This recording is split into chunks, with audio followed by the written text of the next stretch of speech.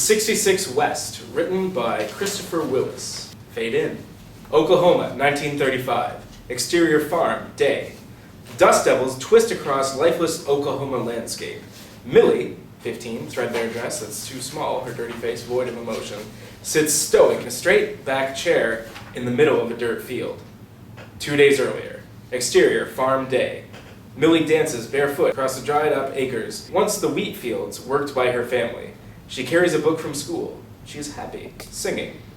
California, here I come, right back where I started from, where bowers of flowers bloom in the spring. Each morning at dawning, birdies sing at everything. A rundown farmhouse comes into view, the sky darkening beyond, a cloud of dust trailing a far-off car. She goes into an exaggerated Al Jolson impression. A sun-kissed miss said, "Don't be late, that's why I can hardly wait. Open up that golden gate, California, here I come." Interior farmhouse. Inside is as barren as the fields outside. Pa, 40, looks 60, paces anxiously. Ma watches Millie from the kitchen window. Look at Millie. She hasn't got a care in the world. Pa glances at the window. She ain't got the sense God gave a mule. You never know. She might surprise you.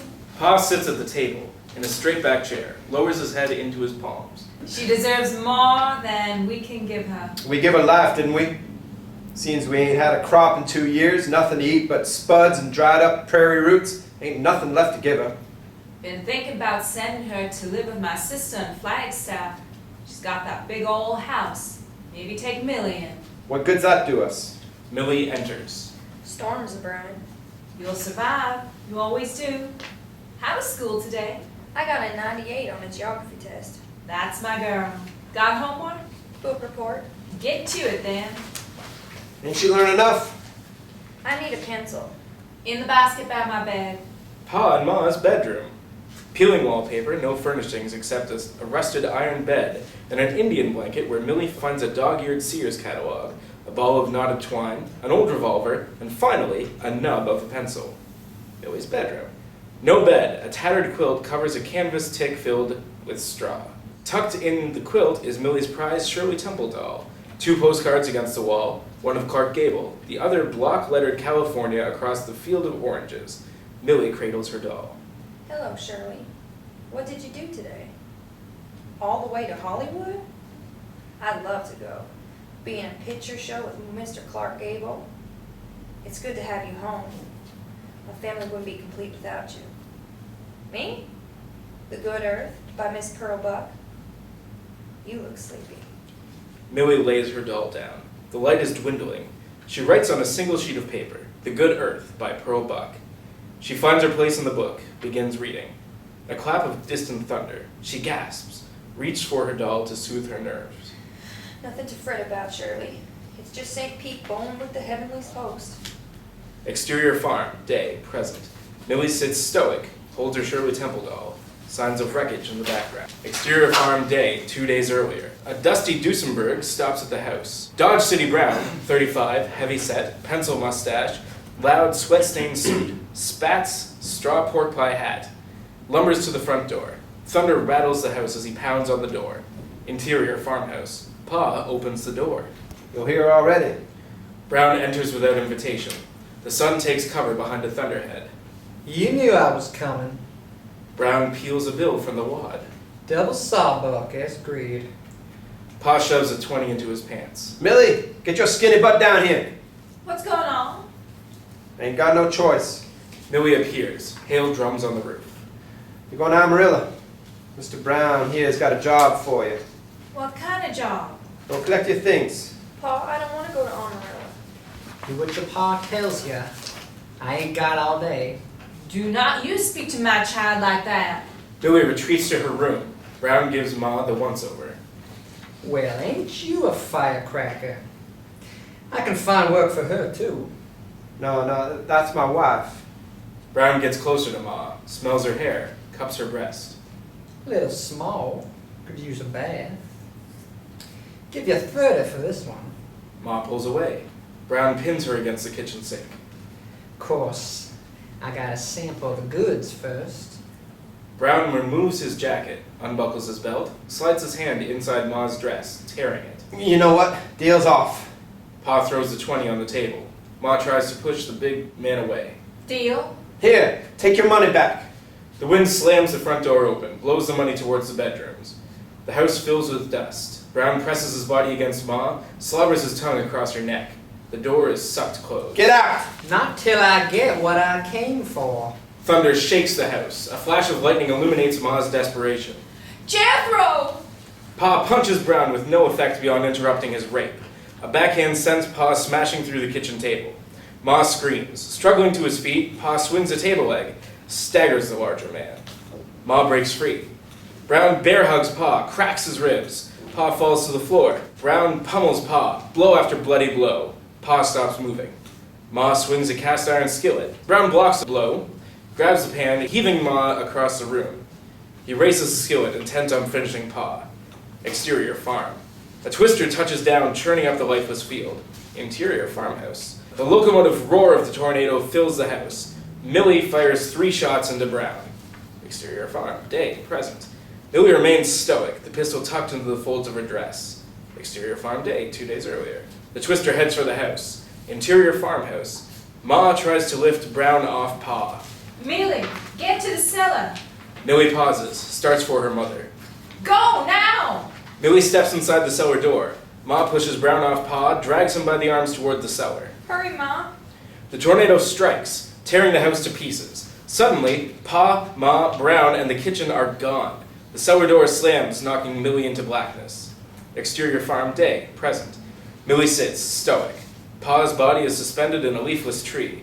Ma's body twisted and broken, face down in the dirt. The house is gone, a debris field stretching half a mile. No sign of Brown, except his Duesenberg, parked 20 feet from the wreckage, undamaged. Millie rises, paralytic with trauma. Shirley Temple in one hand, revolver in the other. She climbs into the Duesenberg. California, here I come. Millie abandons Shirley Temple in the Oklahoma dirt, drives away. Exterior, hobo camp, day. A small fire smolders near a dry riverbed under a train trestle, a can of beans on the embers. A trace of wood smoke drifts up bluff. Exterior, Oklahoma Route 66. The Duesenberg is parked next to the tracks, overlooking the riverbed. Millie sleeps in the back seat. The roar of a passing locomotive startles her awake. Her stomach growls. She smells food, follows the smoke. Hobo camp. Millie charges for the food. Roger, 50, portly, bald, a walrus mustache over a 5-day beard, expensive but tattered clothes, bowler hat, steps out from behind the trestle, waves a jackknife at Millie. What do you think you're doing? Millie freezes. Please, mister, I'm hungry something fierce. Fail to see how that's my problem, unless you have something to trade. Millie looks towards the car. Maybe in the car? Roger closes his knife. Car, you say? Millie points. Up next to the road. Roger stretches to see over the bluff. You are alone with this car? Millie wises up. Of course not. My pa's still sleeping. That's so. You think he might offer a fellow traveler a ride? You can ask him. Roger hands Millie a carved wooden spoon. Eat. Millie devours the can of beans. Oklahoma, Route 66. Millie runs to the Duesenberg, ahead of Roger. Hey, Pa, we got company. She grabs a revolver with 2 trembling hands, points it at Roger. Her voice quivers. I lied. Pa ain't here. Roger raises his hands. Here now, there's no call for violence. You pulled a knife. Fair point. What's your name, child? Millie. Her arms shake from the weight of the gun. Well, Millie, I really mean you no harm. He steps forward, carefully. Could we just... He gently directs the gun barrel towards the ground. There. That's better. Millie lowers her arms. Roger takes a closer look at her. You look to be what? 12 or 13? I'm 15. 15, eh? I have a daughter just about your age. So where's she at? She lives with her mother back east. I haven't seen her since she was 10. Shame on you. My point is, were you my daughter, I certainly wouldn't allow you to drive about the countryside unaccompanied. I ain't your daughter, and you ain't my pa. All right. You're right, of course. You're just looking for a free ride. You have my number, young Millie. I am motivated by my own self-interests, but I did share my breakfast with you. Millie considers his sideway logic. Okay, you drive. But remember, I got the gun and you wouldn't be on the first I used it on. Strangely, I believe you. Name's Roger, by the way. Exterior farm, day. Coroner Lee Wilson loads Pa's body into his coroner's wagon next to Ma. This one's beat up pretty bad, and not from the twister. Sheriff Tobias North, 60, fatherly, a serious lawman, examines tire tracks in the dirt, scans the debris field, lifts Shirley Temple out of the dirt. Look for a child. Wilson points to birds circling over a rise. Something's got the interest of them buzzards, Sheriff. Later, Shirley Temple in hand, North crouches over the buzzard-pecked, face-down body of Dodge City Brown. City slicker's suit of clothes. Another storm fatality? North covers his nose with a handkerchief, rolls Brown. Twisters don't leave bullet holes. North points to 3 holes in Brown's waistcoat. This man was murdered. I'll bring my wagon around. North looks at Shirley Temple, scans the debris field. So where's your little girl, baby doll? Duesenberg, day. Roger talks incessantly. Millie drifts in and out of sleep. And these prisoners are chained with their backs to the mouth of the cave, tethered at the head and neck so they can't look behind them, only forward into the cave. A bump in the road jostles Millie awake. And all they can see is their own shadow and the shadow of all sorts of things that pass by the light at the mouth of the cave. Your statues of men, wooden figures of animals. Golly, it's hot. Now I understand these wretches have been in this predicament for many years, some since childhood. A hole in the road bounces the 2 travelers. The only truth these poor souls know is a shadow of the real world. You sure don't talk like no hobo. My appearance does belie my true persona. Rest assured, young Millie, I have not been a rider of the rails my entire life. Hobos are funny. I am an educated man, not some kind of clown. So why are you eating beans and dry gulch? Sadly, my lot in life took a sour turn when the stock market crashed in '29. I lost everything, my job, my money, my family. How'd you lose your family? Alas, the wife couldn't abide the loss of affluence. She left me. Took my son and daughter. Lost track of them some time back. They alive? Last I heard. Then they ain't lost. The 2 ride in silence. Roger blots his forehead with a handkerchief. What destination awaits you on this trajectory? My goodness gracious, can you just talk normal? Where are you going? Oh, California's where I'm bound. Well, how do you do? That's where I'm going as well. Where bowers of flowers bloom in the spring. How do you do indeed? I'm going to be in a picture with Mr. Clark Gable. Thespian of considerable talent. Millie gives Roger another annoyed look. Come on, do something funny. Roger rolls his eyes, puts his thumb in his mouth like a pipe, and blows. His fingers pop up one by one. Millie does not smile. Exterior, Pawnee County Courthouse, day. Lee Wilson parks, bounds up the steps, enters courthouse. Interior, sheriff's office. A group of deputies and office help sing. For he's a jolly good fellow, which nobody can deny. Applause. The crowd parts. Sheriff North stands by a cake decorated with a gold sheriff's star and happy retirement. A Bowie knife cuts into the cake. Deputy White, 26, slaps North on the back. You're too young to retire, boss. Thanks, Whitey. Congratulations, Sheriff. You're going to have to get used to calling me Tobias. You're the sheriff now. I reckon you're right about that, Tobias. The secretary hands Jones and North a piece of cake. Can't believe you're leaving Oklahoma for California. I know. So darn green out there. Don't know if I'll be able to make it without any throat-clogging dust to choke on. Both laugh. If it wasn't for the grandkids, You would go anyway. I'd go anyway. Lee Wilson makes his way through the gathering, shakes North's hand. Won't be the same around here without you, Sheriff. Wilson hands a folded paper to North. North hands it to Jones. My report on the bodies were found after the twister. Jones reads, Wilson recites, North takes a bite of cake, listens. The one I call buzzard bait suffered multiple fractures to both legs. Post-mortem, probably from being tossed about by the twister. Contusions on his knuckles, fresh bruise on his back, but the cause of death was the 3 gunshots, one of which tore through his heart. Got a name? Wilson hands a wallet to Jones. Dodge City Brown from Amarillo. Amarillo, huh? Jones examines the wallet. What Amarillo fancy with a name like Dodge City Brown be doing at a broken down farmhouse in Pawnee County? The other two? Jethro and Louise Denslow. Hard luck sharecroppers. It was their place. And there was a daughter, Mildred. I drove out there again yesterday. Didn't see hide nor hair of a child. Now that big twister could have carried a small child for miles. There were fresh tire tracks when we found the bodies. Somebody drove off after the wind settled. Think somebody might have took the girl? Found the car, found the girl. Later, party over, all but North, Jones, and a small piece of cake remain. Feels wrong leaving you with a homicide and possible kidnapping. Never did like loose ends. North dons his jacket, removes his star, one last look, hands it to Jones. The 2 men clasp hands. When you leaving? Sun up tomorrow, taking the train from Tulsa. Do me a favor? Exterior, Oklahoma Route 66, day. Roger steers the Duesenberg off the road into a small stand of trees, parks under a patch of shade. Major calls. Roger scampers into the woods. Millie opens the car door, remains seated, eyes fixed on thin air. Tears run down her face.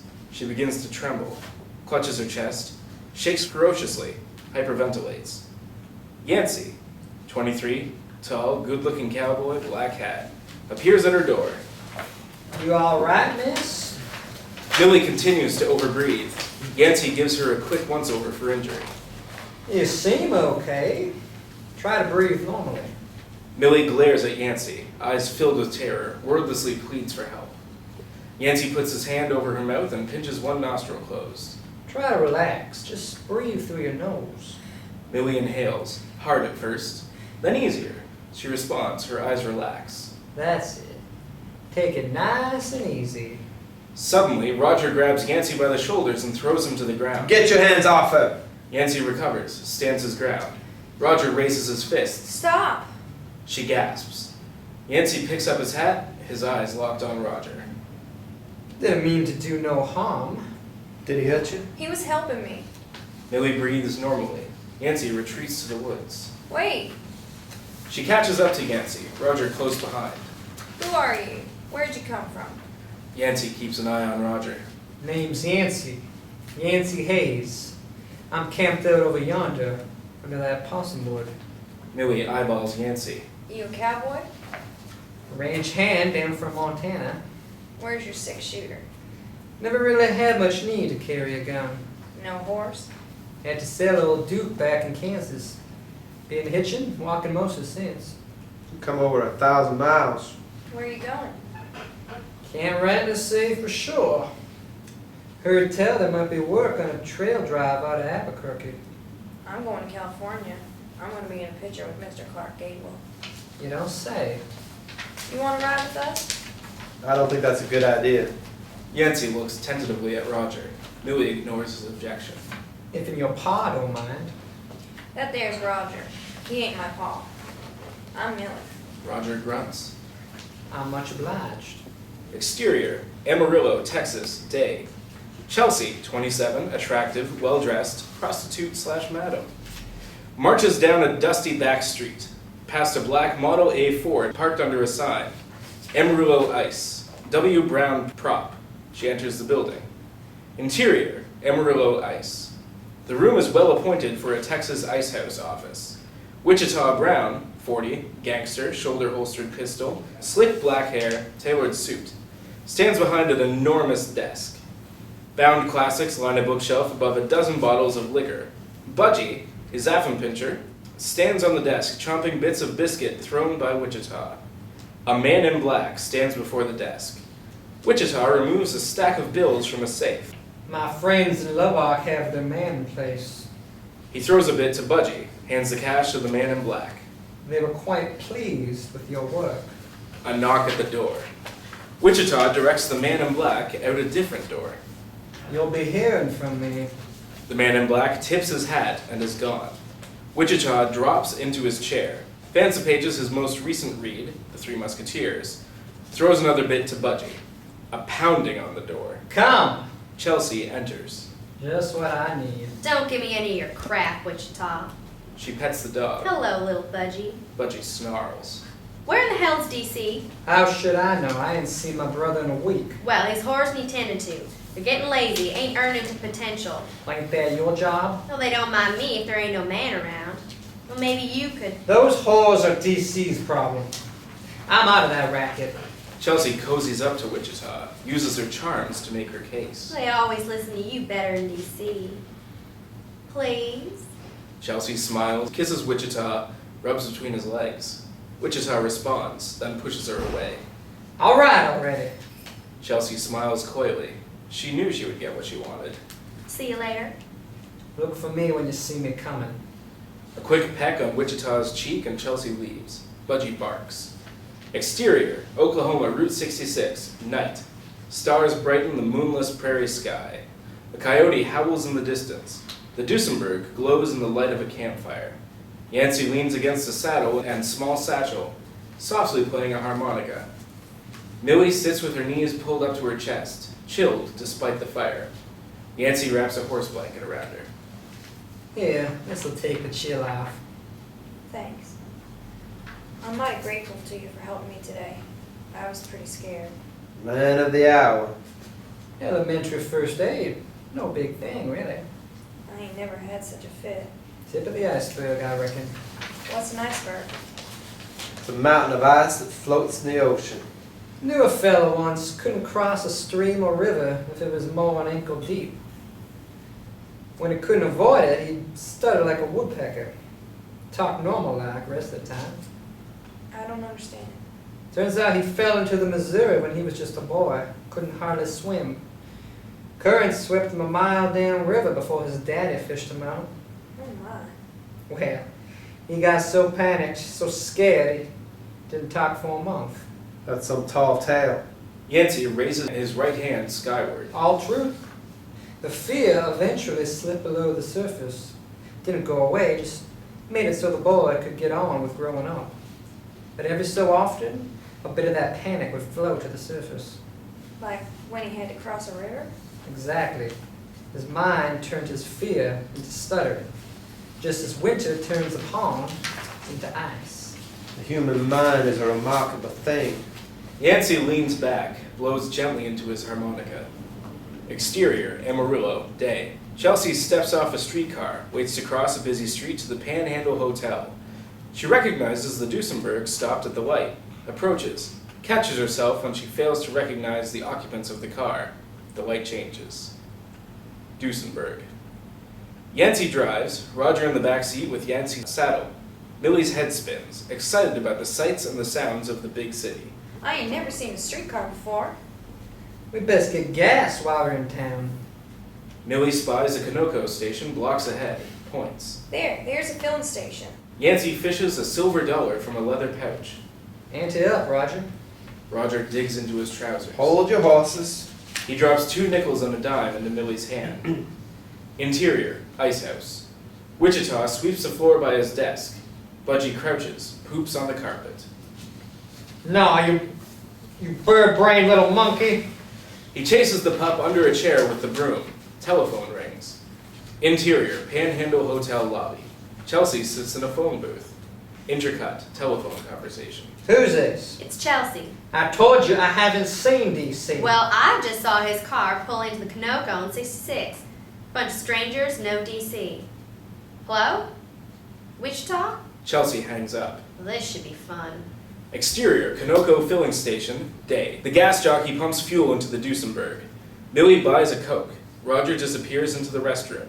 Yancey rolls and lights a smoke, leans on the front fender. Across the street, Chelsea finds a good vantage point by a newsstand. A Model A Ford speeds into the station. Wichita and Muggs, a short icehouse thug, approach Yancey. One look tells they are bad men with evil intent. Well, howdy, stranger. Beautiful car. Uh-huh. Yours? Well, who wants to know? Hey, partner. This is Mr. Wichita Brown. Show some respect. Well, I ain't your partner. Shut up, Muggs. Millie returns to the car, sips her pop. We don't want no trouble, Mr. Brown. This here's my pa's motor car. Wichita looks Millie over. Your pa drives a doocy, but dresses like an Okie orphan? I got other clothes. Is your pa here? Roger comes out of the restroom. That's him. A shift of her eyes directs Yancey behind the wheel. Wichita and Muggs intercept Roger. Where'd you steal this car? Roger is surprised, confused. I beg your pardon? Wichita grabs Roger by his lapels. I know this ain't your car. I don't recall claiming it was. Wichita steps away. Muggs brings Roger to his knees with a punch to his gut. Where's Dodge City? Kansas? Muggs slugs Roger again, knocking him to the ground. Millie summons her best movie gangster impression. Her arms tremble. She raises her revolver. Her voice is steady. Hold it right there. Wichita and Muggs start for their guns. I wouldn't do that. I got an awful itchy trigger finger. Wichita and Muggs freeze. Drop the gats on the pavement. Nice and gentle like. The gangsters comply. You okay, Roger? Roger struggles to his feet, stroking his jaw, his face bloodied. I most certainly am not. Get their guns. Roger gathers up the two pistols, scrambles into the back seat. Don't follow us if you know it's good for you. Yancey guns the 8 cylinders. The Duesenberg shoots out of the filling station. Wichita runs to the Model A, grabs a shotgun from the back seat. Drive! Exterior, Texas Route 66, day, Duesenberg. Millie is hyperventilating. Now remember what I showed you. Breathe through your nose. Millie tries to catch her breath. Roger looks back. They're coming. Model A. Wichita leans out of the car, peppers the trunk of the Duesenberg with buckshot. Duesenberg. Roger grabs one of the pistols taken from the gangsters. I'm sorry. I'm sorry. Roger fires at the Model A. Bang! He screams. Millie lifts her head to see where Roger is shooting. Yancey pulls her down. Stay down! Roger fires again. Bang! I'm sorry. Ahead, an enormous sandstorm charges towards the chase. Duesenberg. Black blizzard! Yancey rifles through a door pocket, finds a pair of driving goggles. Wichita fires again. Buckshot nicks Roger's shoulders. Keep your head down, it's gonna get dirt. Just drive. Roger fires again. Bang! Bang! Yancey coaxes every bit of horsepower from the Duesenberg. They pull away. Model A. Wichita fires again. They chase the Duesenberg into the blinding sandstorm. Muggs cannot see the road, backs off the accelerator. What are you slowing down for? Faster! Duesenberg. Sand blows into the open cockpit. Yancey throws a blanket over Millie. Roger clambers to the floor of the back seat. Visibility improves just in time for Yancey to negotiate a hard left in the road. Model A. Muggs does not see the road turn. The Ford launches off the highway, plowing through a billboard, crashing nose first into a ditch. The Duesenberg disappears into the blizzard of dust and sand. Exterior, Amarillo train station, day. A streamlined Santa Fe Railroad passenger train rolls to a stop. Conductor steps off, assists disembarking passenger. Tobias North dons his Stetson as he steps onto the train platform, suitcase in hand, newspaper under his arm. Interior, Panhandle Hotel front desk, day. North signs the register. Welcome to the Panhandle, Mr. He reads the register. North.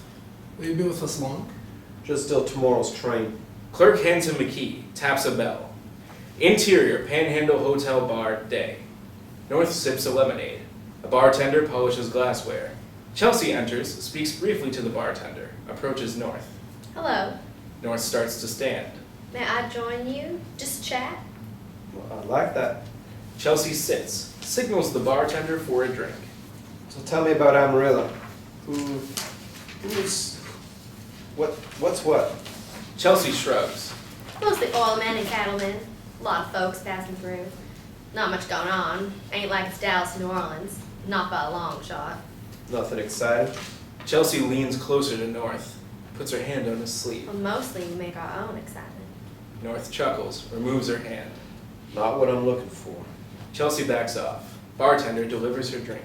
We almost had a gunfight at the Conoco station this morning. That was pretty exciting. Some Okie girls and 2 odd fellows made fools out of 2 local boys. Was anybody hurt?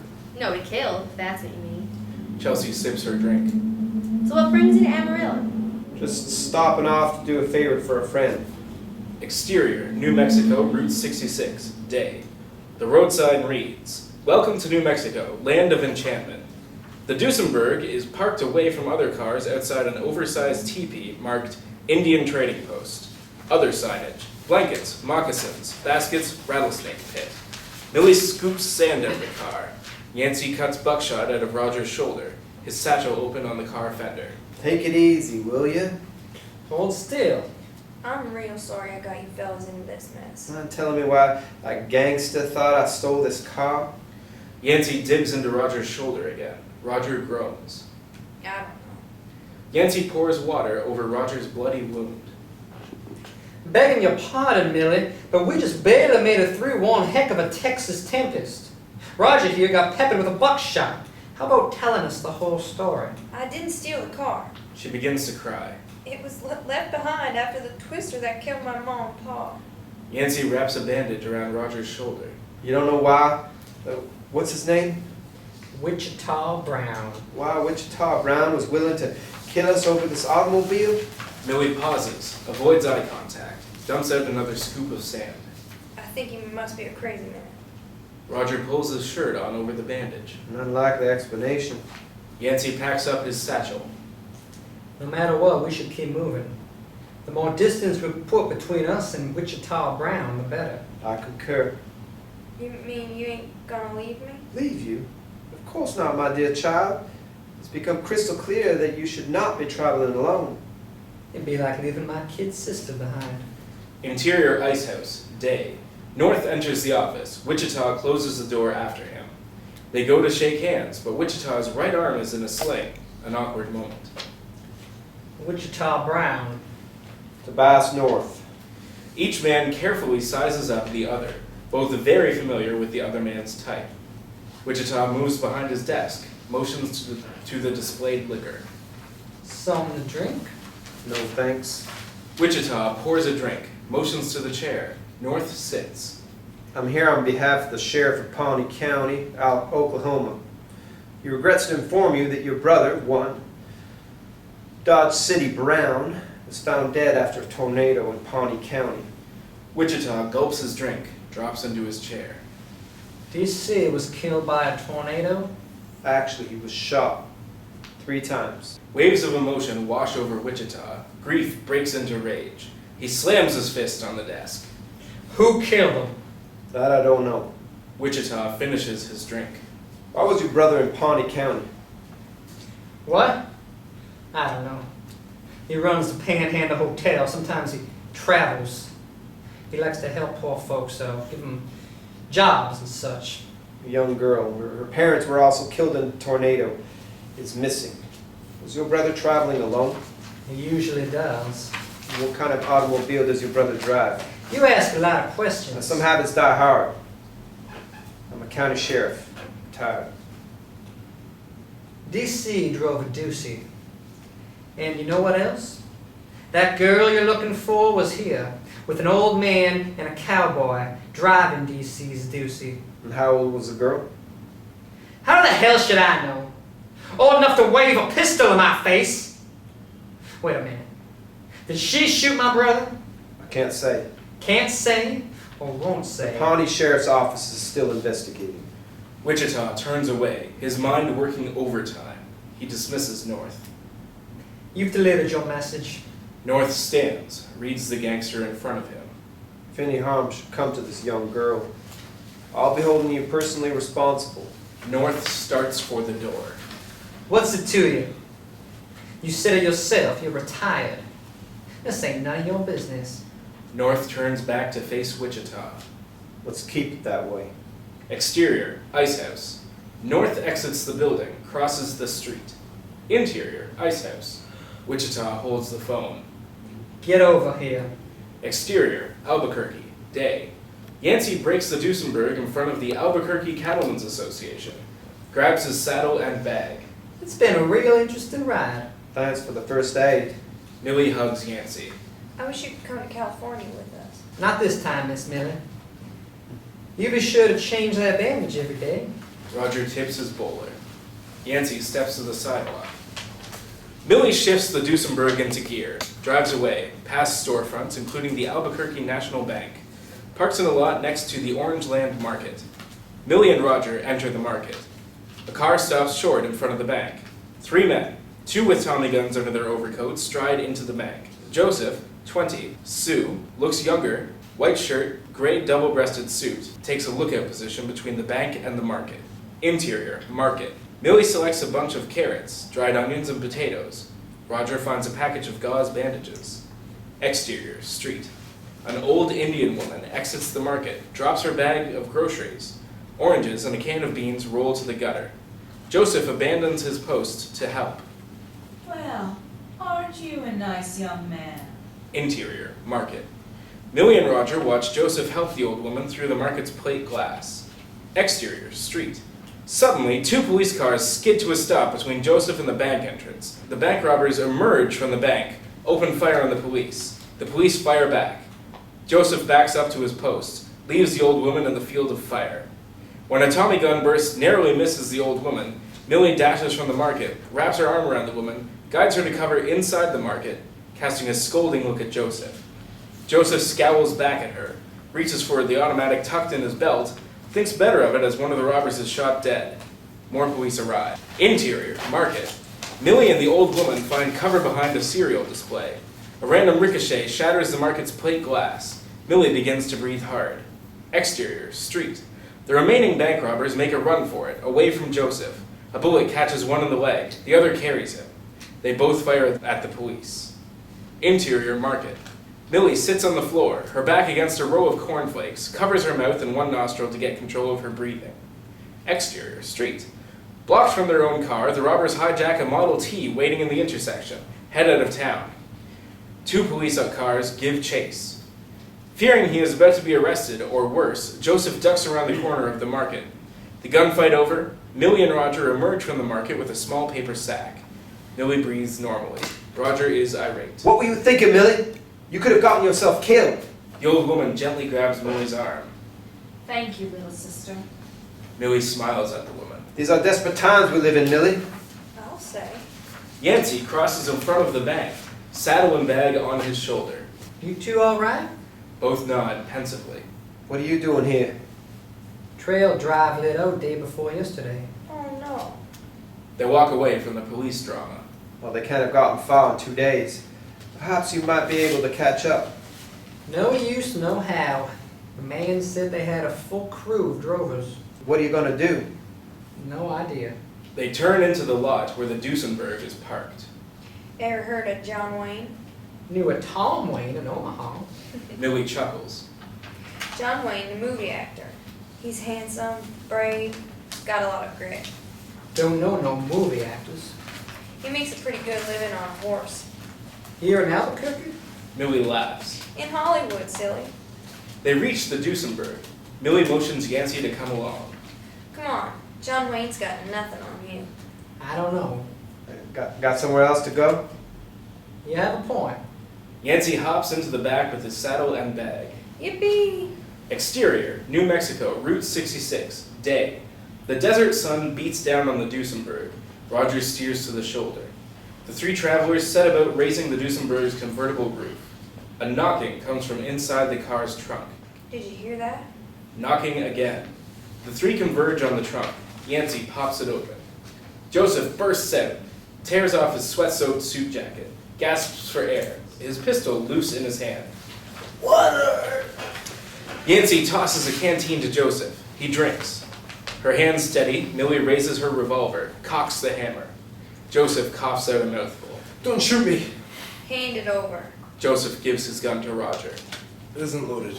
Roger affirms Joseph's claim. What good's a gun with no bullets? You have to be some kind of fool to bring an unloaded gun to a bank robbery. White man shoots somebody, he gets a trial. Indian shoots somebody, he gets a rope. Duesenberg, day.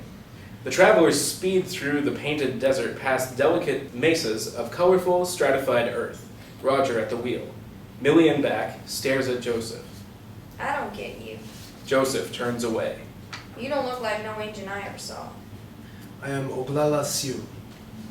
I just never seen a red man in a business suit. You mean one without war paint and a feather headdress? That's not what I meant. Where you from, boy? I am not a boy. I am a man. Fine, fine. Do you have a name? I am Joseph Two Quivers. Roger offers his hand. Roger. Joseph does not shake Roger's hand. Awkward, Roger withdraws. I'm Millie. That's Yancey. Howdy. Where you from, Joseph? My people live in Pine Ridge, but I grew up in a boarding school in Nebraska. That school teach you how to rob banks? They taught me how to cook. No kidding. I can't cook. Ma always tried. Why'd you get into robbing banks? I owed a debt to the tall white man the cops killed coming out of the bank. I guess the cops canceled your debt. Montage of the painted desert mesas leading to sunset. Exterior, New Mexico, Route 66, night. A campfire silhouettes the Duesenberg. Away from the fire, Millie and Roger scavenge for firewood in the glow of a full moon. I don't trust that Indian. I don't think he trusts you all that much. But he seems okay. I don't understand why they keep picking up strays. That sounds funny coming from my first stray. I'm just saying I don't see what's in it for you. Millie pauses to ponder the concept. In it for me? Why, I hadn't even thought about it like that. There, you see? That is even more perplexing to me. They return to the campfire. Millie puts the gathered fuel next to the fire. A cookpot steams. A skinned jackrabbit roasts on a spit. Only Yancey is nearby. Where's the Indian? He was here a minute ago. You don't think he lit out on his own, do you? Good riddance if he did. Joseph comes in from the desert carrying greens. Desert oregano, asparagus, prickly pear pods. The desert provides. Joseph draws his knife, peels, dices, and chops with the skill of a trained chef. Millie, Roger, and Yancey watch the performance.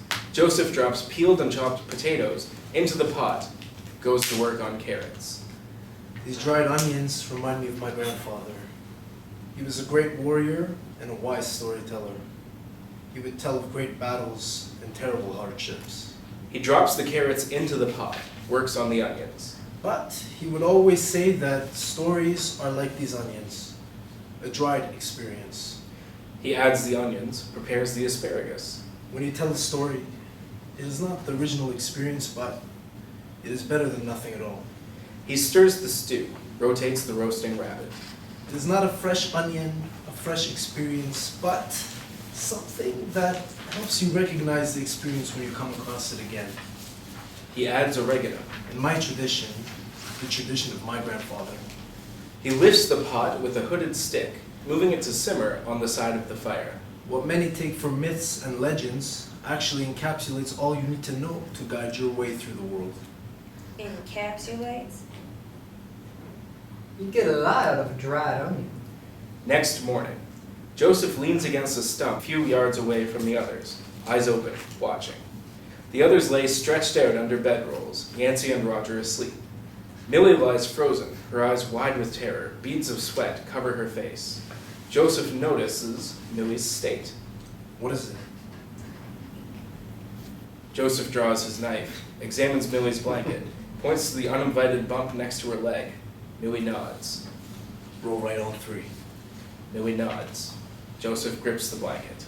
1, 2, 3! Joseph flips the blanket. Millie rolls. Joseph cuts off the head of the sleeping rattlesnake in a flash. Millie screams. Roger and Yancey wake. What's going on? Roger sees Joseph standing over Millie. What the hell? Roger starts for Joseph. Joseph holds up the headless rattler. Zuzeka for breakfast! Millie wraps her arms around Joseph, hugs him close. An awkward moment for the young Sioux.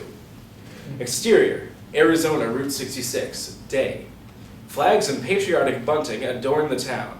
A Happy Memorial Day banner over the hardware store. A bass drum identifies the Flagstaff High School band. Plays Stars and Stripes Forever. Marches past the Duesenberg, stopped at an intersection. This is fabulous. An army jeep passes carrying 2 ancient Civil War veterans. Horse-drawn carriages proclaim veterans of the Spanish-American War. One with the placard, Rough Rider Colonel Jackson Brody. Jackson, 72, Rough Rider uniform, and his wife Lily, 40, wave to the crowd. Look, there's my Aunt Lily. Yancey notices something about a horse.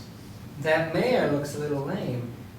Middle-aged men on foot wave to familiar faces in the crowd, follow a banner, Great War Veterans. Hooray for the Doughboys! Exterior, Casa Brody, day. Townspeople gather on the vast Ponderosa pine-shaded acres surrounding the log and stone Brody mansion. Everyone is enjoying the festivities. Blankets and picnic baskets adorn the glorious grounds. A brass band plays a Sousa march. Smudged with a week's worth of road dirt, Millie and her companions weave their way toward the music. The band finishes. Jackson Brody steps up to the bandstand, leans on his walking cane. The crowd applauds. Everyone stands, hoots and hollers from the vets. Jackson holds up his hand to quell the appreciation. It is a great day for a picnic. Nods and cheers. Jackson sips from a glass. 36 years ago this month, units of the United States Army, under the command of General Leonard Wood and Colonel Teddy Roosevelt, triumphantly charged San Juan Hill in Cuba. Cheers. I was there as well. More cheers. Men from every walk of life answered the country's call to defend freedom. Ordinary man who summoned extraordinary valor to prevail against Spanish imperialism. Cost me a leg. Jackson smacks his wooden leg with his cane. Mild applause. Others made the supreme sacrifice. Stronger, sustained applause. We go through our day-to-day. We do our jobs, go to church, raise our families, content in the routine of our lives, often unaware of the deeper reality within us all. It takes exceptional circumstances for a man to realize his true depth of character. And charging a hill in Cuba or a no man's land in France qualify as exceptional circumstances. Applause. Jackson raises his hand in salute.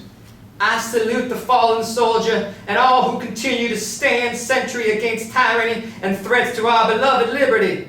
Several men rise and return Jackson's salute. God bless you all. God bless our beloved United States of America. Enjoy the day.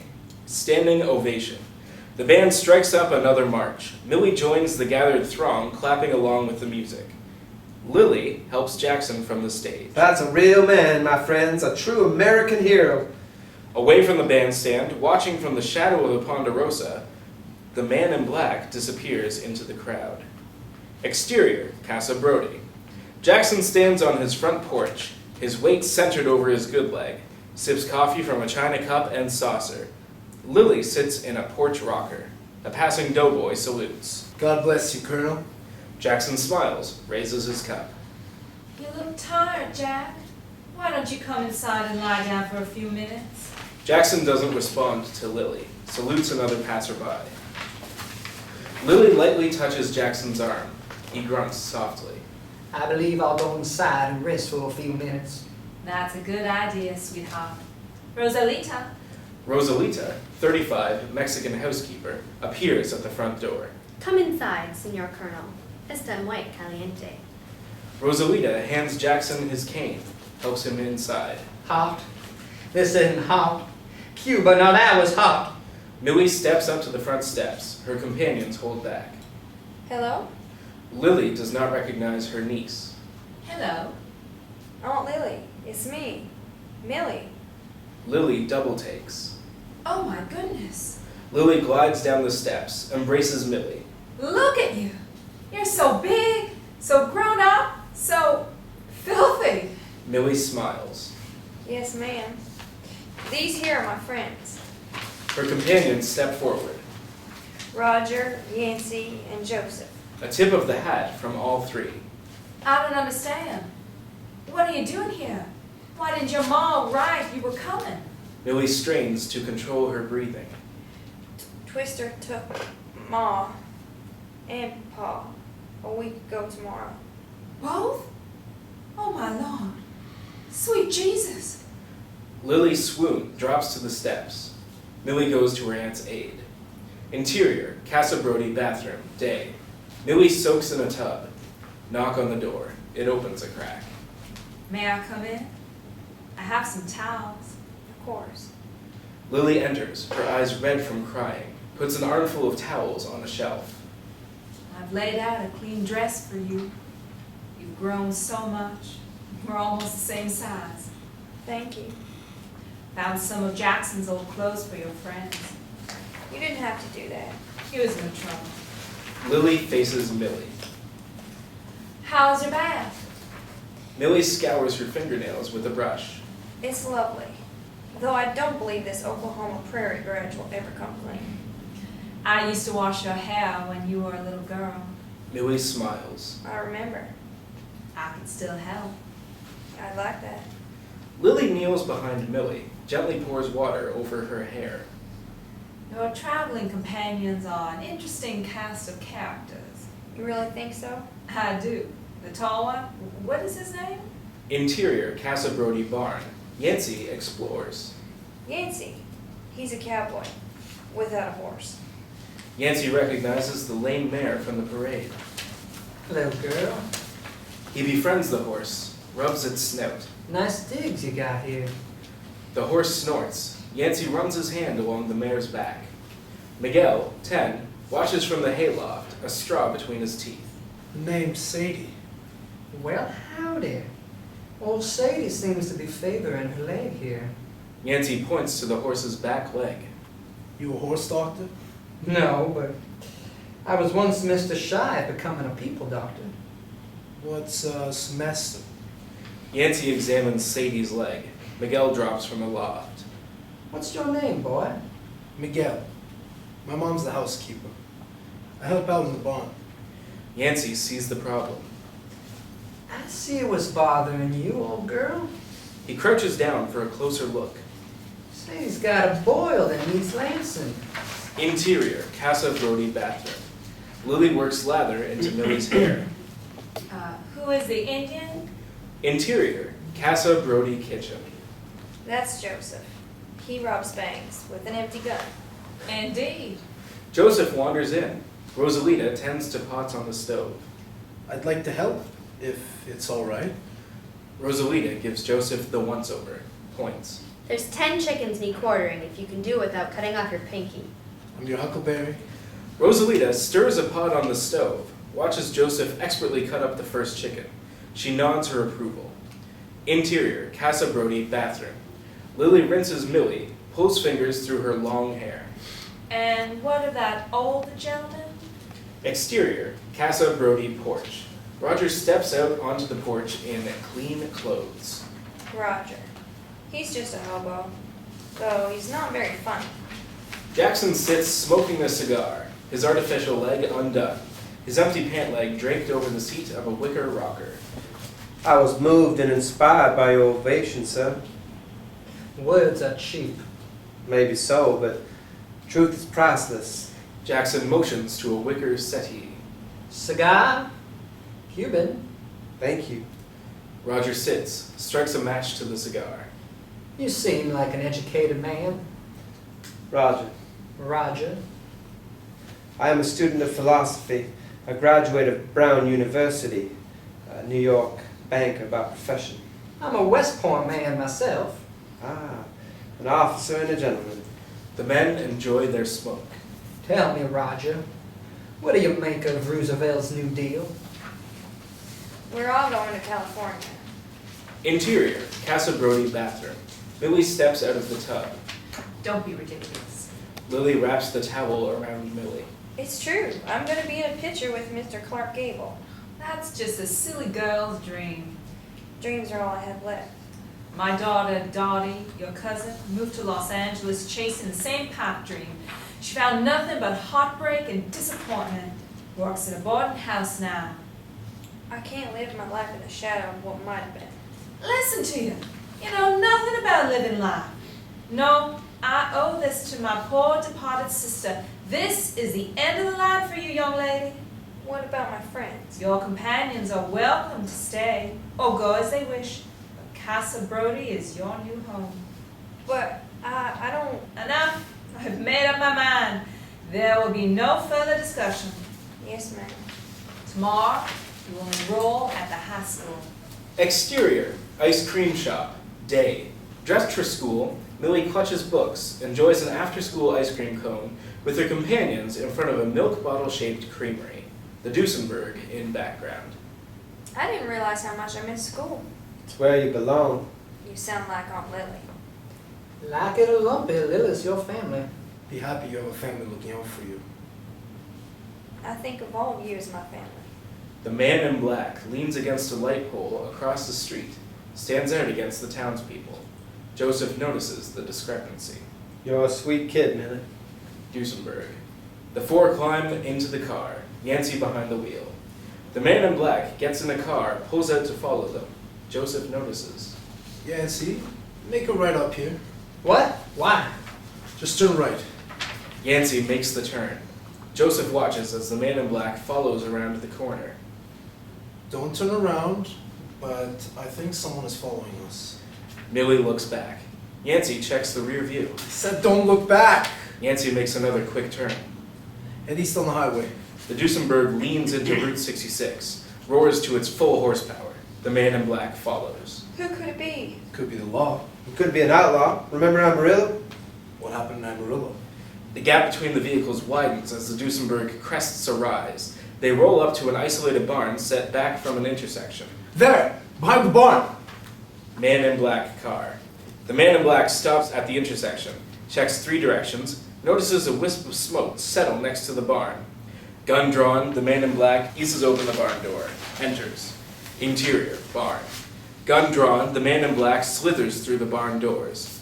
Slivers of light through the wall silhouettes Millie against an empty stall. The man in black takes aim. Suddenly, three pistols are at his head. Don't move a muscle, Pilgrim.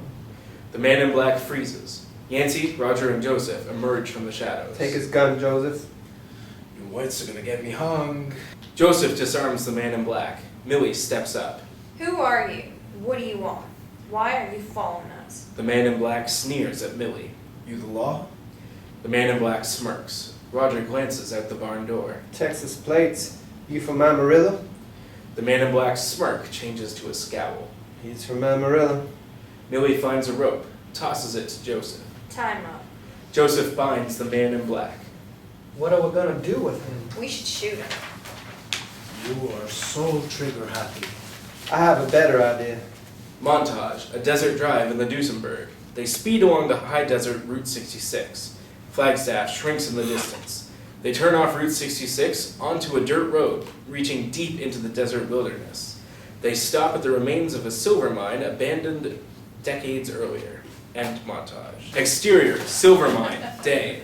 Roger and Joseph draw pistols. Yancey opens the trunk. Snug as a bug? Evil emanates from the eyes of the man in black.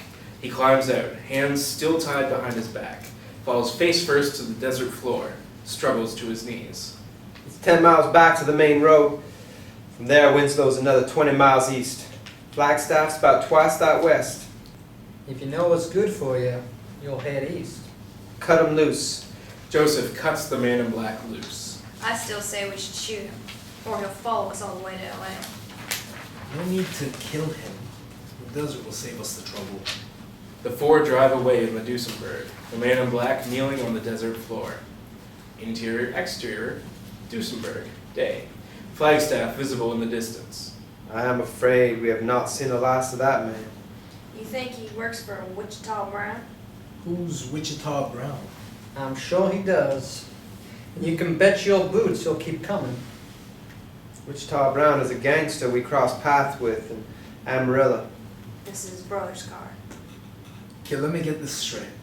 This Texas gangster sent tall, dark, and evil across 3 states because you have his brother's car? I shot his brother. Killed him dead. Millie lowers her head. Roger and Yancey shoot each other a truth at last look. I used to think bank robbing might get me killed. You don't think that they hurt Aunt Lily and Uncle Jackson? That dangerous man capable of all manner of wickedness. Millie rides with her head down for a minute, and then raises it with renewed resolution. We have to leave. Move on to California tonight. Exterior, California, Route 66, day. The Duesenberg passes a sign. Welcome to Barstow. A smaller hand-painted sign. Okies camp outside city limits. Is that a direction or a requirement? I know it's not much past noon, but let's say we stop there for the night. Be nice to see some folks from back home. Exterior, Okie Campground, day. Millie skips up the steps of the sun-beaten shack marked office and campsites, 5 cents. Interior, campground office. Miss Grandy, 50, flutters with a feather duster across a small desk. Williard Grandy, 50s, unshaven, Okie farm hat, counts points in a cribbage game with Tobias North. 15, 1, 2, 3, and the right jack. Williard moves his peg on a crude cribbage board. Afternoon. Howdy, ma'am. I'd like a spot for the night, please. How many in your party? 4 altogether. Your relations? Yes, ma'am. 5 cents. Sign the book.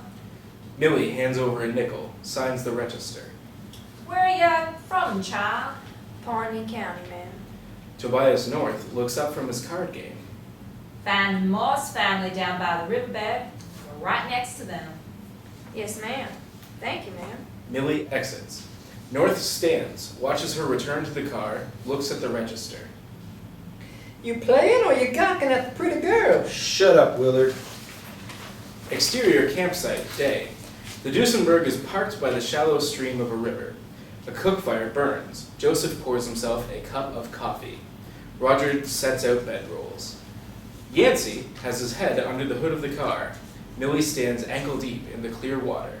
Tobias North approaches Yancey. Howdy, friend. That's a doozy, ain't it? That it is. There a Millie Denslow with you? Who wants to know? My name is Tobias North. I'm from Pawnee County, Yancey gives a so what look. Oklahoma. Same as Millie. She's over yonder. Joseph joins Yancey. Who's the cop? Yancey shrugs. Exterior, riverside, continuous. Are you Millie Denslow? Yes, sir. Millie waits to the river's edge. I've been looking for you, young lady. You have. How come? My name is Tobias North. I used to be the sheriff in Pawnee County. A shiver flashes through Millie. I found your mom and pa. No one knew what happened to you. I didn't know what to do. I sat there for days. Do you know a man named Dodge City Brown? Millie tenses. What kind of name is that? The reason I ask is I believe that that's his automobile. What if it is? We found him near your folks' place. Millie starts to breathe hard. He's been shot. Millie struggles to control her breathing. He tried to rape my mom. Did your pa shoot him? Millie can't catch her breath. He would have killed Paul. Millie, did you shoot Dodge City Brown? Millie sits down on the riverbank, hyperventilates. Some help here! Her companions come running. It's all right, Millie. Try to breathe normally. Joseph dips a kerchief in the stream, cools Millie's brow. What'd you say to her? Tough questions that had to be asked. Millie begins to recover. I think you better leave. Not quite yet. How are you doing? Millie nods. Okay. I'm sorry I upset you, miss. Well, I should say so. I'm all right. Just a couple more things. North looks at Yancey, Roger, and Joseph. If we could have just another minute. Millie's companions stand fast. It's okay, fellas. They move off.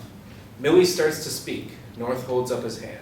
Before you say anything, if someone shot Mr. Brown in defense of his or her family, there was no crime committed.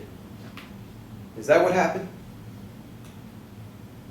After a long pause, Yes. I'm going to send a wire to current Pawnee Sheriff explaining what happened, so he can close the case. Is that all right with you? Millie nods. North stands to leave. Mr. North, what happened to my mom and pa? North touches Millie on the shoulder. They were laid to rest, side by each, in St. Agatha's Cemetery in Pawnee. May they rest in peace. North stands to leave. Millie's companions return. I almost forgot. I believe this may belong to you. He pulls the Shirley Temple doll from his jacket.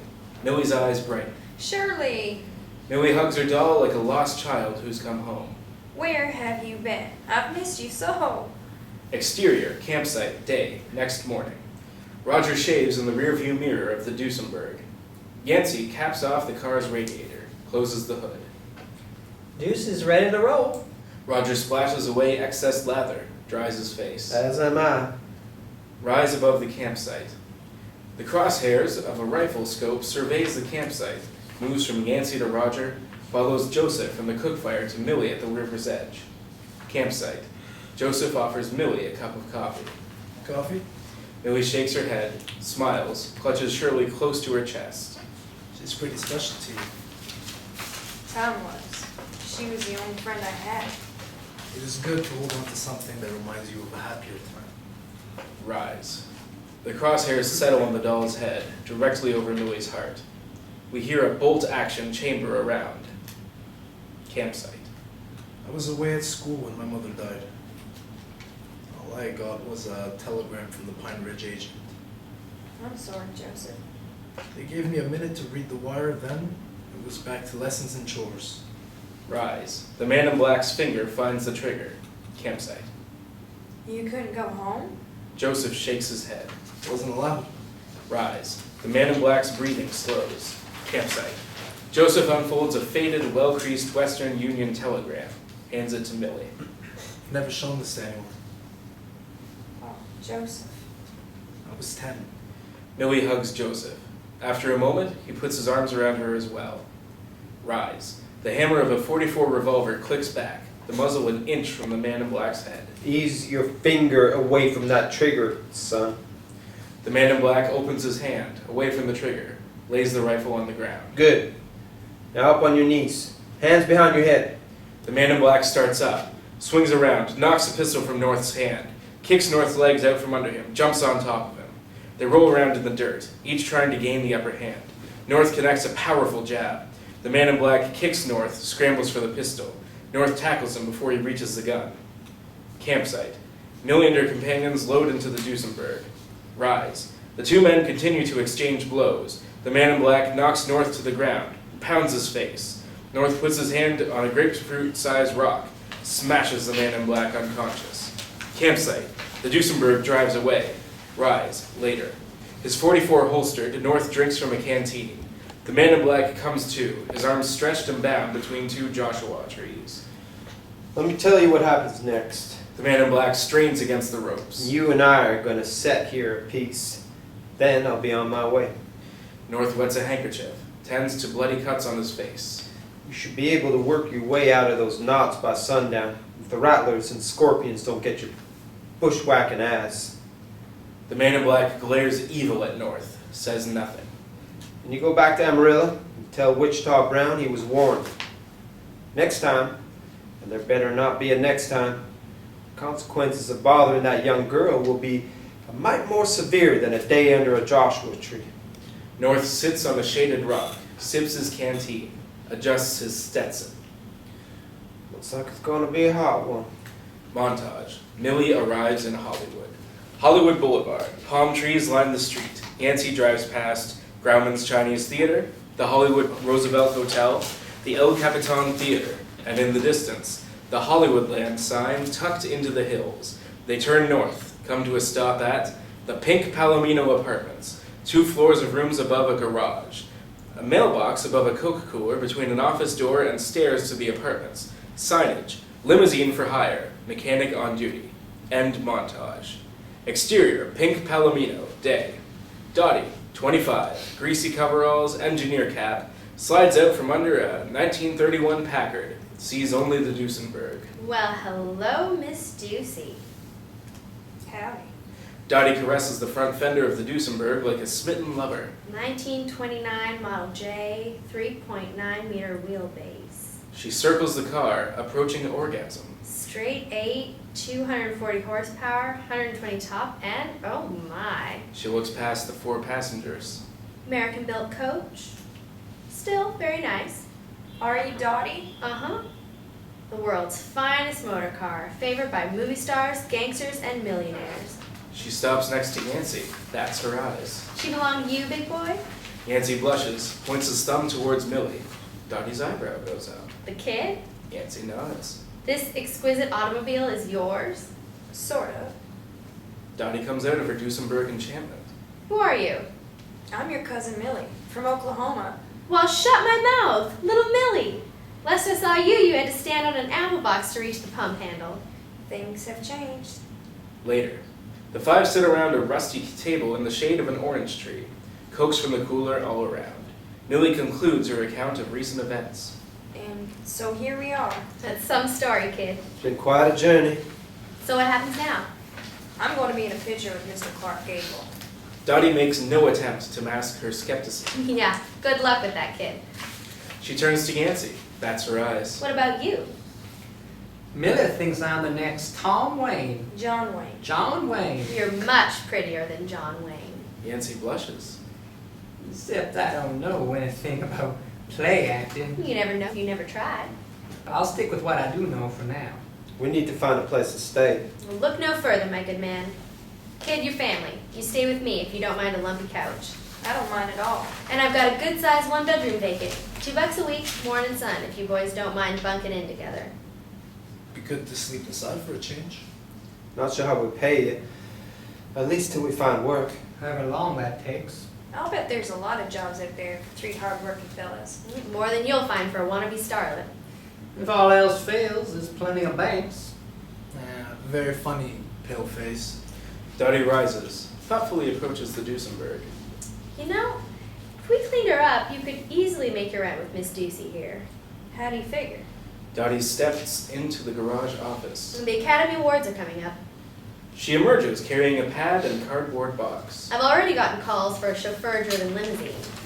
I've got the Packard, but my last driver fell into a bottle of tequila and never came back. You boys are willing. She tosses a chauffeur's cap from the box to each of the men. We could hire out both automobiles. The men try on the caps. Well, I'm certainly game. I like you, Roger. Count me in. Dottie bats her eyes at Yancey. Exterior, Glen North household, day. Tobias North swims with 2 grandchildren in his son's Los Angeles backyard pool. Glenn, 35, Tobias's son, stands silhouetted by the sun, puts a slip of paper on the poolside table.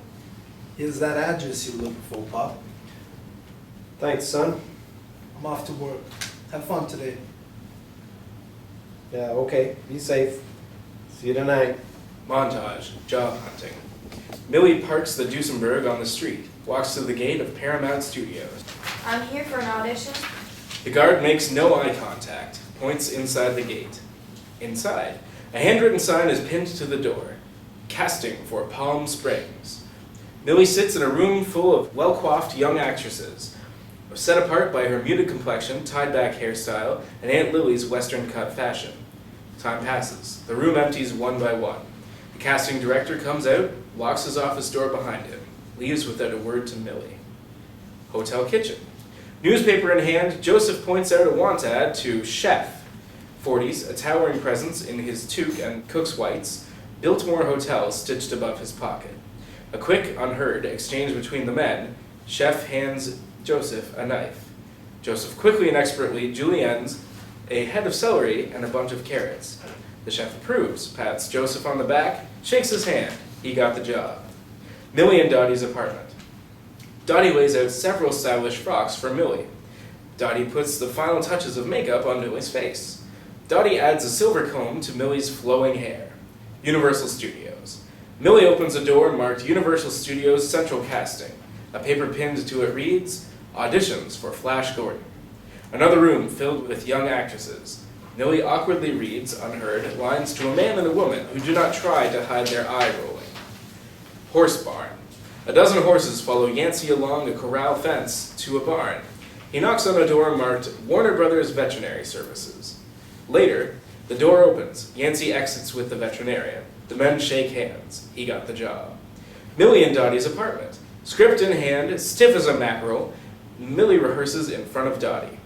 Dottie listens, loosens her cousin up with a shake, cranks her arm. Again. Millie is more animated as she reads. MGM Studios. Millie reads unheard lines to a casting director on a couch under the MGM lion.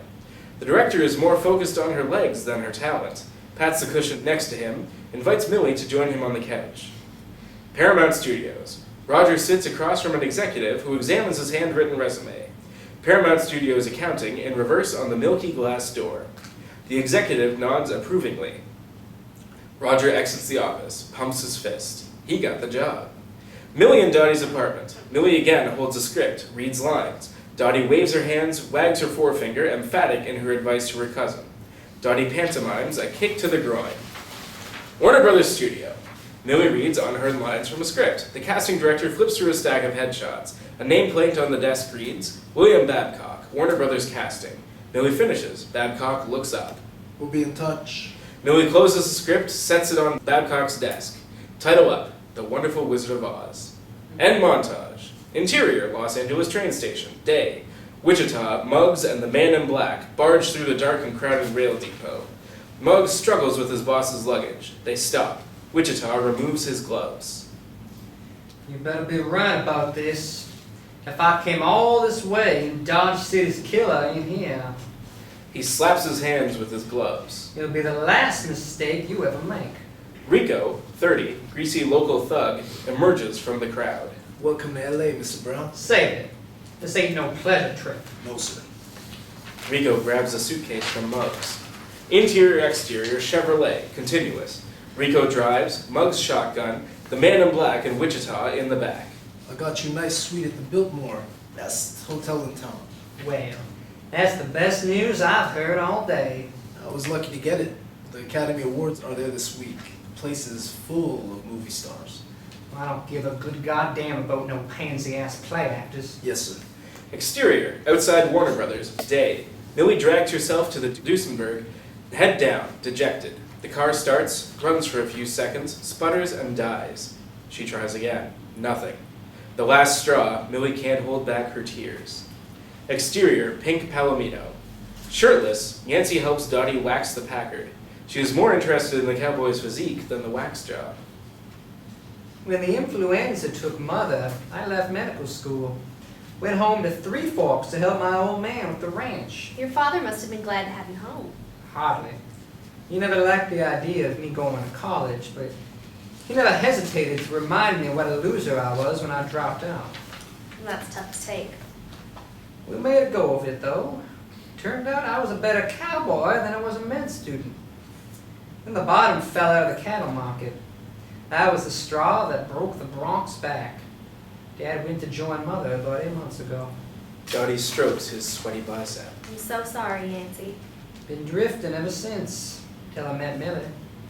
She thinks I'm some kind of hero or something. John Wayne. She's something, that girl. Phone rings in the office. Dottie ducks in, answers it, returns moments later. The kid's stuck downtown. Can I give you a ride? Yancey pulls on his shirt. Perfect. Exterior, outside Warner Brothers, day. Millie leans against the fender of the Duesenberg, wipes the self-pity from her eyes. She instantly recognizes Clark Gable as he passes by. A passing seismic tremor rattles everything. Oh my. She catches the movie star's attention. The quake passes. Just a tremor, little lady. Millie struggles to find words. You're... Clark notices the car, looks right through Millie. Love those deuces. I have 3. My favorite's the convertible coupe. This one's broken down. Looks like you're in a jam. The old thumb never fails. You mean hitchhike? Sure. It's all a matter of how you do it. Clark falls into his happened one night character. Take number 1, for instance. There's a short, jerky movement, like this. Clark demonstrates. Shows independence. You don't care if they stop. You got money in your pocket, see? I've got 15 cents. Clark ignores Millie. He's on a roll. But number 2, that's a wider movement. Smile goes with it. He demonstrates. That means you got a brand new story about the farmer's daughter. My pa was a farmer in Oklahoma. Number 3, that's a pip, yeah. That's the one, you know, when you're broke and hungry, everything looks black. Clark demonstrates a long sweeping movement, caps it with an exaggerated long face. Millie has heard enough.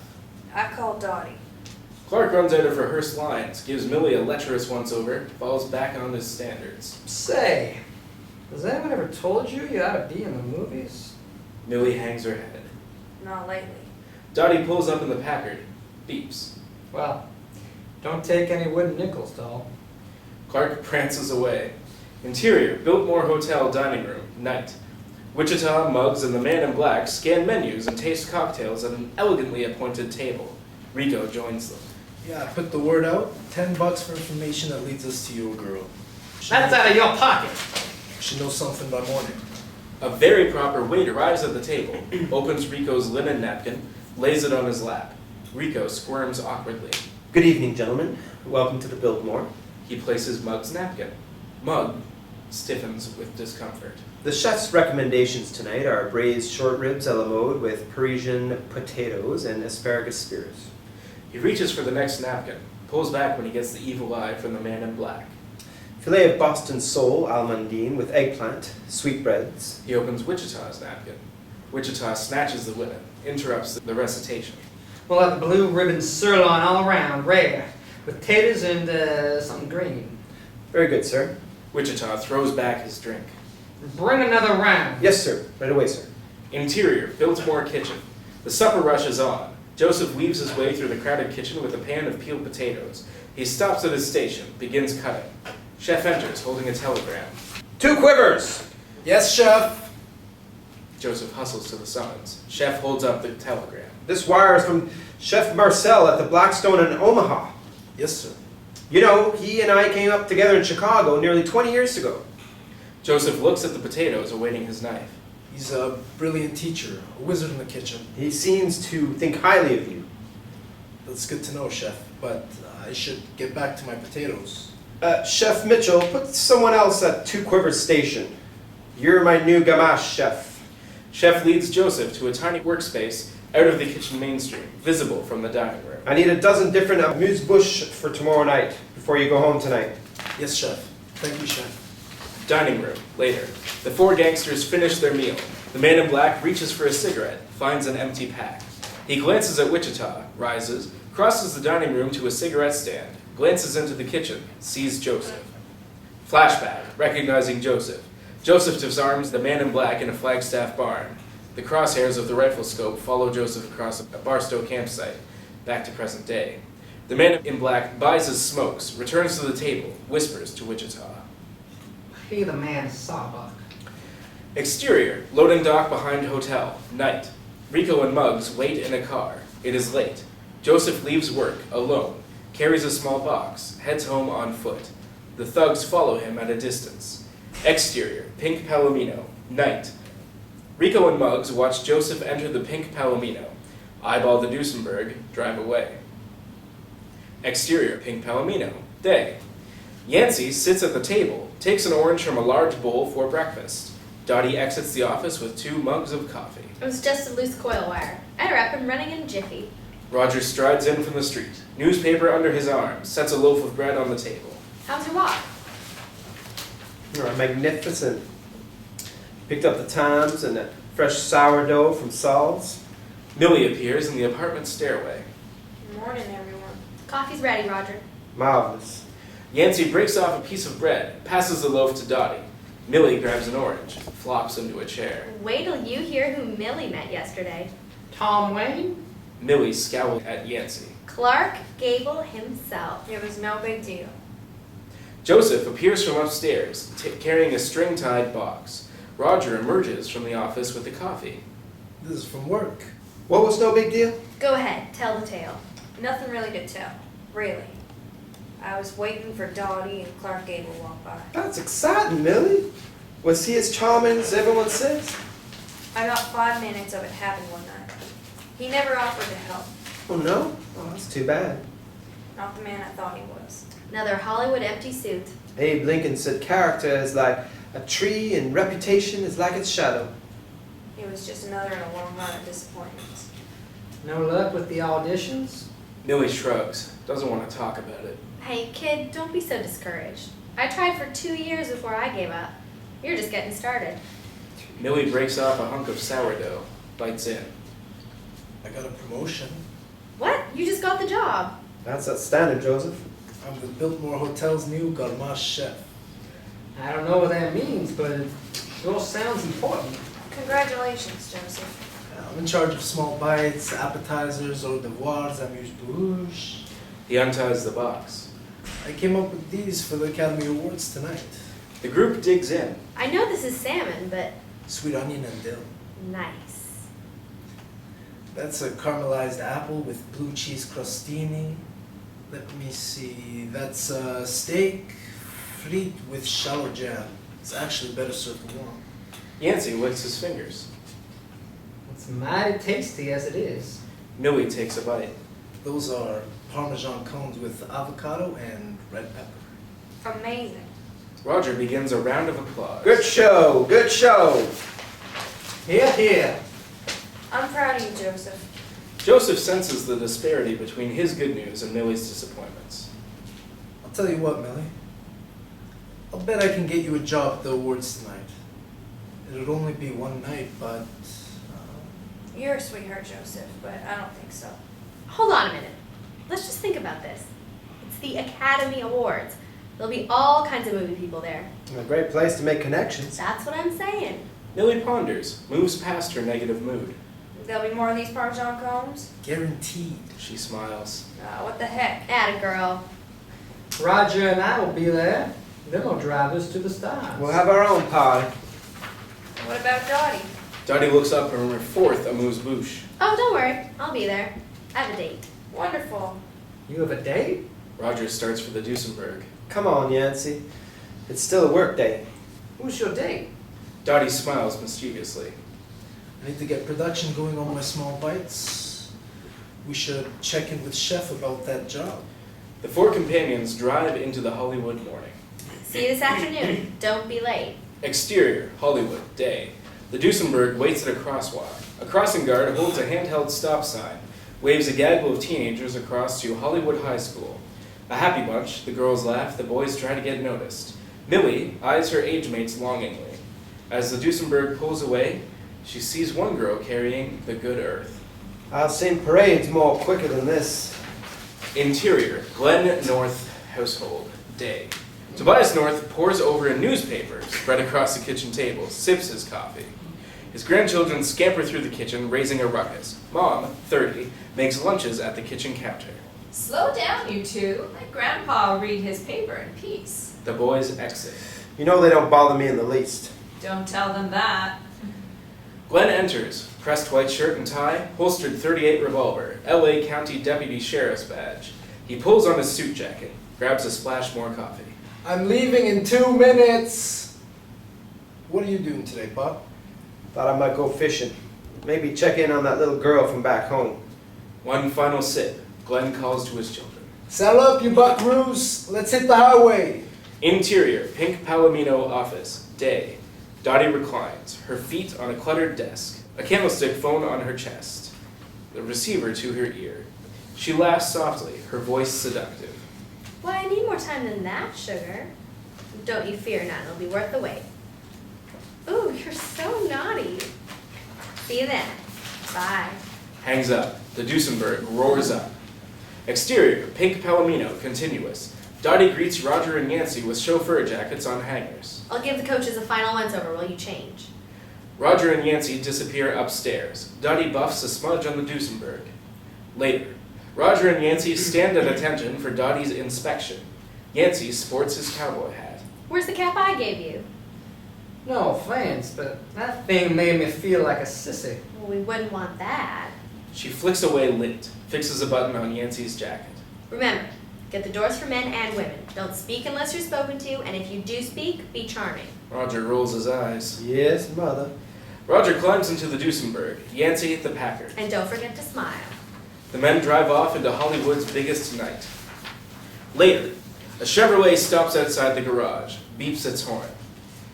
Dottie comes down the stairway, gorgeous in a low-cut black gown, her hair in perfect Claudette Colbert bob, pulling her shoes on. Holy smoke, you're early. She sees it isn't whom she expected. It's Wichita. I beg your pardon. Exterior, a block away. Rod, reel, and tackle box on the seat next to him. Tobias North rolls to a stop, close enough to see, far enough away to avoid being seen by those at the exterior Pink Palomino. Sorry, I thought you were someone else. Wichita admires Dottie's elegance. Someone much luckier than I. Muggs and Rico climb out of the Chevy. The man in black waits in the back seat. What can I do you for? Wichita steps up. I passed this way yesterday and noticed a Duesenberg in your lap. You did you? Wichita doesn't like her attitude, remains cordial. I might be interested in buying the car. Are you the owner? Me? No, but I'm fairly certain the owner isn't looking to sell. It's been my experience that everything is for sale for the right price. He holds up a 20. The name of the owner, for example, might be worth a 20. Sorry, Mac. Can't help you. Wichita shifts his eyes, and Rico and Muggs grab a hold of Dottie. I was so hoping we could do this the easy way. A block away, North has a clear view as Wichita slaps Dottie, knocks her back against the Chevy, grips her hair so that they are face to face. The gangster seems to get what he wants, releases Dottie. They drive off. Dottie crumples to the pavement. North drives up to the pink Palomino, goes to Dottie. Are you all right? He helps Dottie to her feet. She nods. Call the police. Make a report. I'm going after them. North speeds up. Who are you? Exterior, Biltmore Hotel, day. The gangsters relinquish the Chevy to the valet, enter the hotel. North parks across the street, opens the tackle box, his gun belt coiled below a shelf of hooks and lures. He chooses to leave the weapon behind, crosses the street, follows the gangster into the hotel. Interior, Biltmore Hotel lobby. North catches sight of the gangsters behind a closing elevator door. The needle above the door swings to the number 8. A second elevator opens. Going up, sir? The elevator door closes. Millie crosses the lobby, dressed as a waitress, balances a tray of glasses. The head waiter watches her every move. Chin up. Don't look at the tray. Millie wobbles in heels provided by the hotel. The glasses clink. The head waiter shakes his head. Lord have mercy. Interior, Biltmore 8th floor hallway. North steps off the elevator and cautiously makes his way down the hall, listening at room doors. Unseen by North, the man in black rounds a corner with a bucket of ice, recognizes North, draws a pistol, slams the butt into the back of North's head. Interior, Biltmore hotel room. Wichita takes in the view. Muggs pours himself a drink. Rico is on the phone. The door bursts open. The man in black drags Tobias North into the room, drops his unconscious body face down in front of Wichita. Rico hangs up. Wichita rolls north. I know this Jamoke. He's the Okie sheriff. The man in black claps his hands, shakes his fist at North. Ain't he the one tied you up in the desert? The man in black sneers at a memory he'd rather forget. Muggs looks close at North. Jeez, boss. His head's busted wide open. Tie him up and drop him in the tub. Muggs and Rico drag North into the bathroom. Every pore of the man in black secretes evil and hate. Relax. We can kill him later. We've got other fish to fry. Exterior, Biltmore Hotel red carpet, night. Deputy Sheriff Glenn North oversees traffic control at the edge of the street. Felt ropes restrain movie fans on both sides of the red carpet, stretching from the hotel's revolving door to a stream of celebrity-laden limousines. Movie-tone news cameras record the event. A public address announcer identifies the stars. The Packard overshoots the carpet. Yancey hustles to get the door open for his star. Nominated for Best Actor in The Thin Man from Metro-Goldwyn-Mayer, here's William Powell. Applause, cheers, a few squeals from teenage girls. Powell waves, makes his way into the Biltmore. Before Yancey can return to the Packard, a two-seat European roadster swerves to the curb, cutting off Roger, next in line in the Duesenberg. Errol Flynn hops out, tosses keys to a valet, helps his date out of the car. It's Dottie. My goodness, what an entrance. It's that dashing newcomer from Warner Brothers, Errol Flynn. Modest applause, more than a few squeals. Yancey freezes in his tracks, his eyes locked on Dottie. Roger joins him, waiting to unveil his passenger. Dottie holds back while Flynn works the crowd. Don't you look lovely tonight? This is your date? He's an old friend. Dottie forces her actress smile. Yancey notices a bruise under her makeup. Did he do that? Yancey starts for Flynn. Dottie hooks his arm. Bunch of gangsters asking about Miss Ducey. Yancey and Roger look at each other. Wichita Brown. I gotta warn Millie. Glenn North approaches. Let's go, boys. Keep the show moving. Yancey trots back to the Packard, Roger to the Duesenberg. Flynn offers his arm to Dottie, leads her towards the hotel, still working the fans. Roger's passenger emerges. Ladies and gentlemen, a true pioneer of the motion picture industry, the little tramp himself, Charlie Chaplin. Interior, Biltmore Hotel lobby. The revolving door deposits Dottie and Flynn into a crush of celebrity. Dottie ignores her date, scans the room for Millie.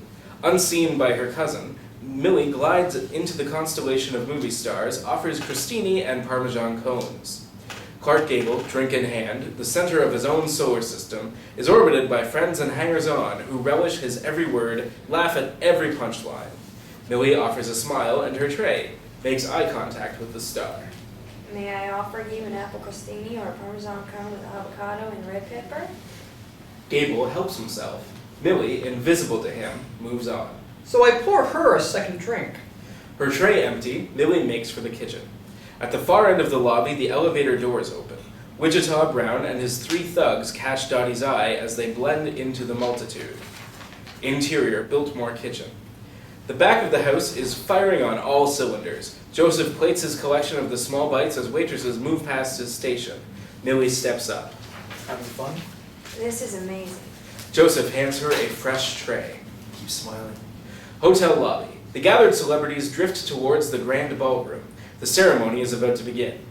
Millie moves against the tide, serving her small bites. Charlie Chaplin samples a taste. Kitchen. Roger and Yancey appear at the loading dock door. Yancey whistles. Joseph steps away from his station, greets his friends. Have you seen Dottie? No. Millie, A minute ago. keep your eyes peeled.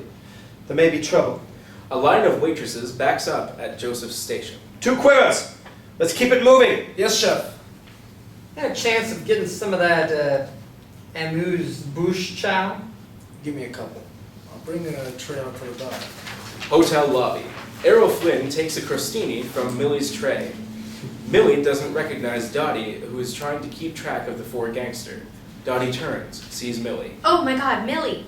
It takes a moment before Millie's eyes light up. Oh my God, Dottie, You've got to get out of here. you look beautiful.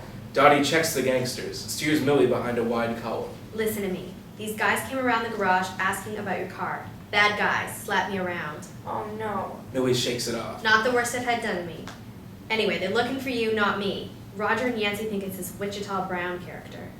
Millie starts to breathe hard. What the hell are you doing? I have these nervous fits. I can't help it. Well, cut it out. We don't have time for that. The man and his gang are right over there. Millie catches her breath, looks across the lobby. The man in black towers above the swarming crowd, spots Millie. The gangsters surge through the crowd. They're coming. Run! Millie pushes her tray to Dottie, ducks into the kitchen. Joseph carries a tray of food towards the loading dock. Millie rushes up to him. We got trouble. The gangsters enter the kitchen. Joseph and Millie head for the loading dock.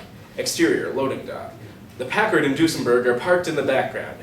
Millie and Joseph push through the kitchen door. What's going on? Wichita Brown. The gangsters step onto the dock. Her companions step between Millie and danger. Interior kitchen. Dottie hides behind a stack of chairs where she can see and hear the loading dock. Exterior, loading dock. That's far enough. The gangsters pause. Well, ain't this a literary moment? 3 musketeers protecting their princess. His hand on her hip, Yancey guides Millie behind him. Looks like this one's got a thing for the princess. Shut up, you inbred halfwit. Muggs threatens. Millie's companions close around her. We're not going to let you harm this child. Child? Child? She wasn't no child when she stuck a gun in my face in Texas, or kidnapped my man in Arizona, or killed my only brother in Oklahoma. The gangsters step forward. Millie's companions stand firm in their resolve. The gangsters draw guns. Muggs inches from Yancey, itching to pull the trigger. The companions shrink in softened resolve. I should kill the 3 of you right here and now. The man in black thumbs back the hammer on his pistol. Millie steps forward. Wait, you've got no quarrel with them. I'm the one that you want, so let them go. No chance I'm leaving without you. My imprisonment's already cost me $1. Oh, don't you fret, princess. I've got special plans for you. But I do have to dispose of your musketeers first. He turns to Muggs. Put them in the cars. Exterior, California, Route 66. Night. The Duesenberg and Packard speed past a road sign. Santa Monica, 66. End of the trail. Interior, exterior, Packard. Rico follows the Duesenberg. The man in black holds his gun on Joseph and Roger. Interior, exterior, Duesenberg. Muggs drives. Wichita covers Yancey and Millie. He looks around at the fancy trappings of the car. This car reminds me of D.C. A pompous pig. Wichita checks a flash of anger. He was a man of pretentious tastes, not to mention certain depraved appetites. He reaches under Millie's skirt, forces her legs wide. Certain appetites which, as you shall soon know, my brother and I shared. Millie spits in Wichita's face. Wichita backhands her, drawing blood at her lip. Exterior, Santa Monica Pier, night. The cars stop at the end of the deserted fishing pier, Duesenberg. Put the cowboy in with the other two. Muggs strong-arms Yancey. Yancey's eyes are fixed on the Pacific surrounding the pier. Wichita leans into the Duesenberg, pulls tight, the ropes binding Millie's wrists.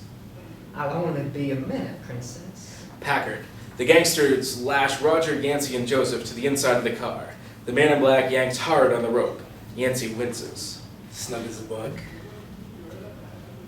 You tie like a girl. The man in black laughs, sinister, satanic. Duesenberg. Millie pulls against her ropes. Packard. Get in, start it up. Muggs questions with his eyes. Obeys. When I tell you, put it in gear, get it rolling. If you say so, boss. Don't forget to jump out. Duesenberg. Millie frantically squeezes her hand inside the knots. Pier. A pair of headlights races onto the pier. The gangsters turn towards the lights. The headlight stops 10 yards from Packard's and Duesenberg. Tobias North steps onto the pier, squares his Stetson, his .44 strapped to his thigh, Old West Sheriff style. He has their full attention. Okay, boys, let's step away from the automobiles and put the hardware on the deck. Nice and easy. Muggs laughs. Is he serious? Wichita and the man in black square up with North. Duesenberg. Millie's hands are almost free. Pier. There's 4 of us. We got you outgunned. North's eyes dart from one target to the next. You could look at it that way. The gangsters go for their guns. None get off a shot. North draws and fires 4 times, holsters his revolver. The ocean breeze sweeps away the gun smoke. Wichita crumbles in place. A .44 caliber piercing blotches the man in black's forehead. Rico falls face down. Muggs pirouettes into the Packard, shifts it into gear as his final death rattle heralds eternal sleep. The Packard rolls for the end of the pier. Pier. The lights of 3 LA County Sheriff's cars wash onto the pier. Sirens wailing. North turns to the light with outstretched arms. Duesenberg. Millie finally works her hands free. Packard. Roger, Yancey, and Joseph struggle against their restraints, call for help as they close in on the drop to the ocean. Pier. Millie sprints for the Packard, yanks Muggs from the driver's seat, pulls hard on the handbrake lever.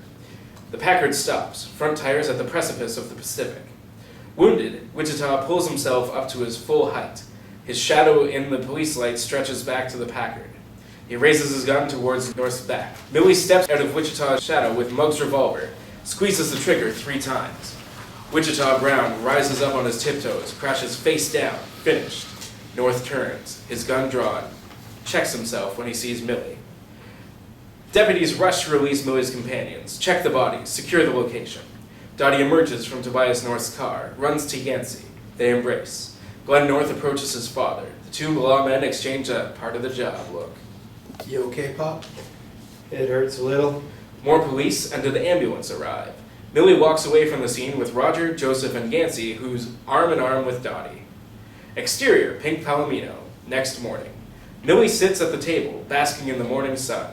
Joseph slices and squeezes oranges, tops off a pitcher of juice, pours a glass for Millie. Here, a little morning freshness. Millie sips, smiles. Joseph steps into the office. Roger returns from his morning constitutional, newspapers under his arm, a bread bag in his hand. Soul had a nice New York rye. Yancey and Dottie emerge from the stairs together. It is clear that their relationship has moved to the next level. Joseph comes back with a pot of coffee. Coffee's hot. Yancey fills 2 cups, passes one to Dottie. Can I see the daily variety?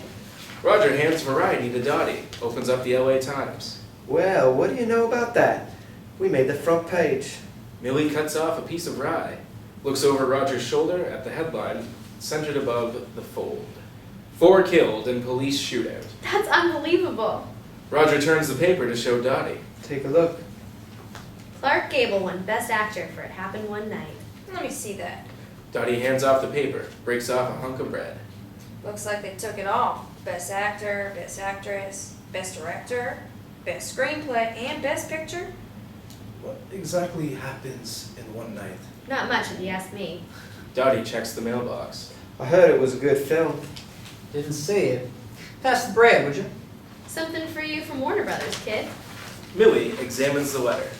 Nothing important, I'm sure. You never know. Could be a callback. Millie rips the unopened letter in half.